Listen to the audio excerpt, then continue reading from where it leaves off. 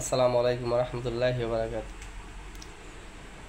সবাই আমার জন্য দোয়া করবেন। আমি একটু শারীরিকভাবে অসুস্থ বোধ করছি, ঠান্ডা জ্বর। আমার জন্য দোয়া করবেন, আল্লাহ পাক আমাকে সেবা দান করেন। আজ বুঝি বাবা কি জিনিস, বাবা কি ছিল। বাবা একটা বটগাছ, আজকে অসুস্থ। সবাই খবর নেন যে টাকা স্যালারি হয়েছে কিনা, টাকা পাইছো কিনা, কিন্তু মা ছাড়া আর কেউই জিজ্ঞেস করে না বাবা তোমার শরীরে কী অবস্থা। এই বাস্তবতা, এই পৃথিবী। কাজী বাবা যখন ছিল তখন বুঝিনি যে বাবা আমাদের কত কষ্ট করে মানুষ করছেন। আজ বাবা নাই, আমি বুঝি যে সংসার কত কষ্টের, কত বেদনার একটা সংসার বোঝা যে কত কঠিন। ছেলে মেয়ে লেখাপড়া করা, স্ত্রী সন্তানকে পালা, ফ্যামিলিকে গুছিয়ে রাখা, এত কত যে কষ্টের, সেটা এখন বুঝি। কিন্তু বাবা যখন ছিল বুঝি নাই, অন্যায় আবদার করে বসে থাকতাম বাবা এটা লাগবে ওটা লাগবে। কিন্তু আজ বুঝি যে বাবা সন্তানের চাহিদা মেটাবার জন্য তার নিজের চাহিদাটাই আর হয় না।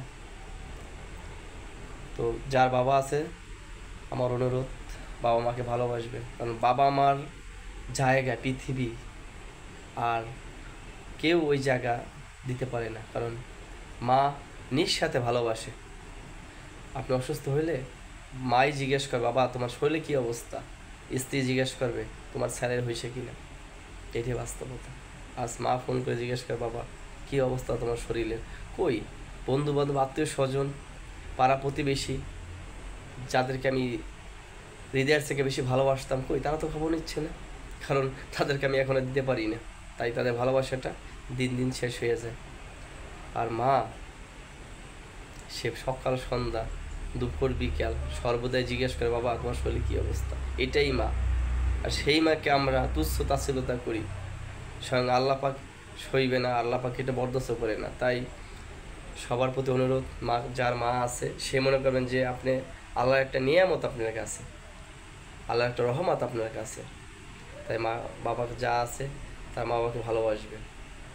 আমি যদি পৃথিবীর সব কিছু দিয়ে যদি আমার বাবাকে ফিরে পেতাম, বাবা আমি তোমাকে চাইতাম। আজ বুঝি বাবা তুমি কি ছিলে।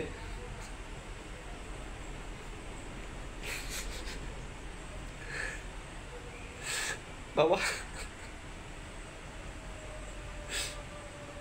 আমার জীবনে সম্পূর্ণ সঞ্চয় দিয়ে বাবাকে যে পেতাম, আমি আল্লাহর কাছে বাবাকে আবার ফেরত চাইতাম। তাই সবার প্রতি আমার অনুরোধ ভাই, যা বাবা মা আছে তুচ্ছল তাচ্ছল্য করবেন না, বাবা মাকে মন প্রাণে ভালোবাসবেন। সঙ্গে আল্লাহ আপনাকে ভালোবাসবে, আপনাকে সুখে রাখবে, শান্তিতে রাখবে। এই পৃথিবীতে কেউ কার আপন না, শুধু মা বাবা ছাড়া। সবাই আমার জন্য দোয়া করবেন।